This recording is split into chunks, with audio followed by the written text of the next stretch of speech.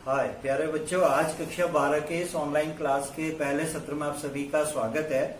आप सभी लोग कक्षा 11 की पढ़ाई पूरी करके अब कक्षा 12 में आ गए हैं। आप लोगों ने कक्षा 11 में अच्छी तरह मेहनत करी, परीक्षाएं दी, 12 में आ गए हैं, तो आपका मैं स्वागत करता हूं, आपको बधाई देता हूं। और इसके बाद क्योंकि अभी ये जो क्लास है 12वीं की क्लास, ये बोर्ड की परीक्षा होती है इसमें, और ये क्लास का जो रिजल्ट होता है वो आपके जीवन में बहुत महत्वपूर्ण होता है।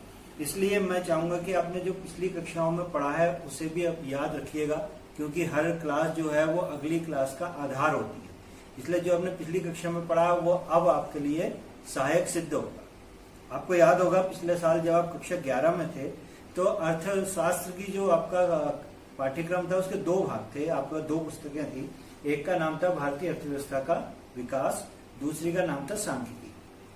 अब जब आप कक्षा 12 में आ गए हैं तो कक्षा 12 में भी आपके पास अर्थशास्त्र के दो विभाग हैं, दो अलग अलग पुस्तकें हैं। एक पुस्तक का नाम है समष्टि अर्थशास्त्र और एक का नाम है व्यष्टि अर्थशास्त्र। ये जो आज की क्लास है हम यहीं से शुरू करते हैं कि जो समष्टि अर्थशास्त्र और व्यष्टि अर्थशास्त्र, ये दो शब्द मैंने बोले, ये क्या है, इनके बीच में क्या अंतर होता है और इसके बीच में आप कैसे तुलना कर सकते हैं, इनके क्या क्षेत्र हैं। ये जो टॉपिक है बहुत सरल है, छोटा सा है, और आपके जो कक्षा 12 का अध्ययन होगा ये इस पर ही आधारित होगा। ये पूरे अर्थशास्त्र का आधार है।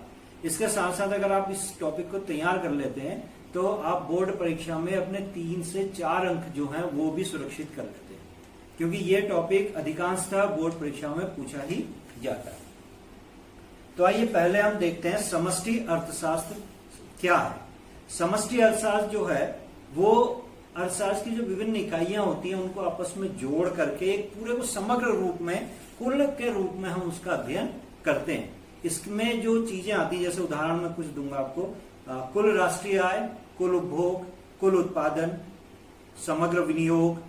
तो एक पहचान ये भी कि यहाँ पर कुल लगा हुआ होगा। उसके अलावा इसमें समष्टि अर्थशास्त्र में हम पूरे को एक सम्मिलित रूप से पूरे अर्थव्यवस्था को एक साथ पढ़ते हैं। योग करने की क्रिया है।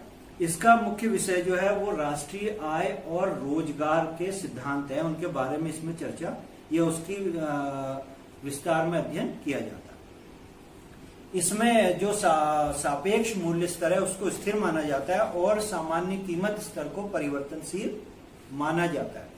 आप नोट भी कर रहे होंगे, इन्हें आप नोट भी करते रहिए अपनी कॉपी में। यहाँ पर एक प्रोफेसर बोल्डिंग की परिभाषा है, मैं उसको पढ़ रहा हूं।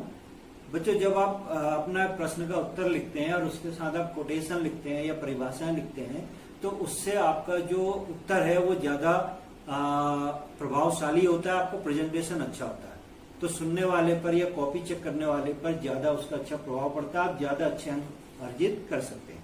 तो एक बोल्डिंग की परिभाषा यहाँ पर मैं पढ़ रहा हूँ। समष्टि अर्थशास्त्र का संबंध व्यक्ति मात्राओं के अध्ययन से नहीं बल्कि मात्राओं के समूह से, व्यक्तिगत आय से नहीं बल्कि राष्ट्रीय आय से, व्यक्तिगत कीमत से नहीं अपितु कीमत स्तर से, व्यक्तिगत उत्पादन से नहीं बल्कि राष्ट्रीय उत्पादन से है। तो आप समझ रहे हैं, छोटी छोटी इकाइयों से हमारा मतलब नहीं, हम बड़ी इकाइयों को मिला करके पढ़ रहे हैं।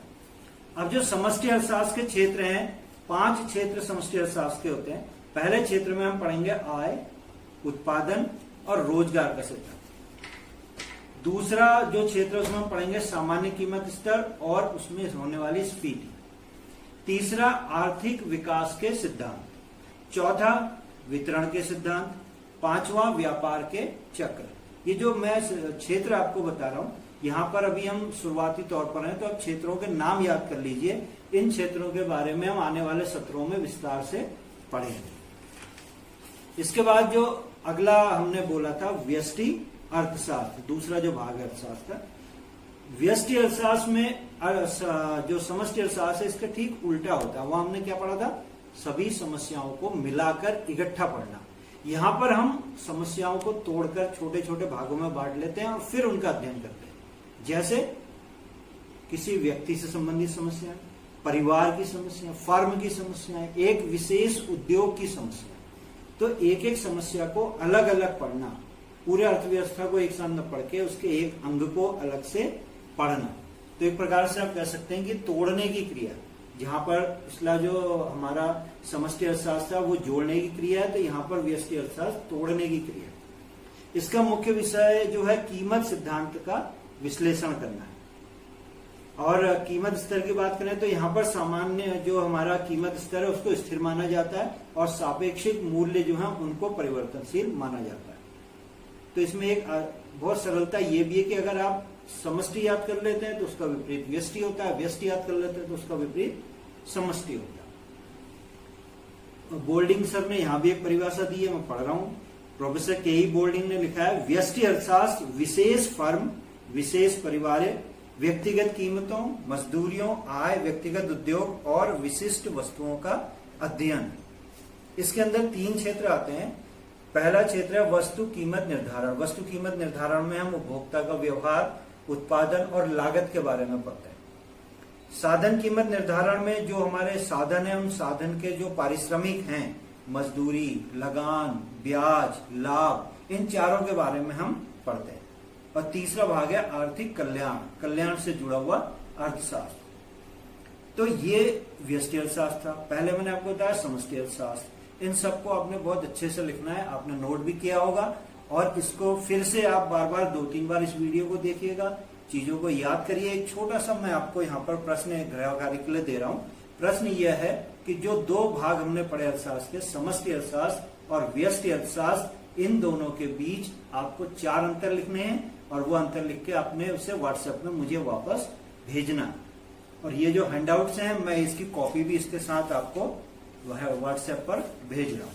इसी के साथ आज का सत्र समाप्त होता है। आपके जो भी आपको इसमें पूछना हो, जो चीजें अस्पष्ट हो, उनको आप जरूर मुझे व्हाट्सएप करिए।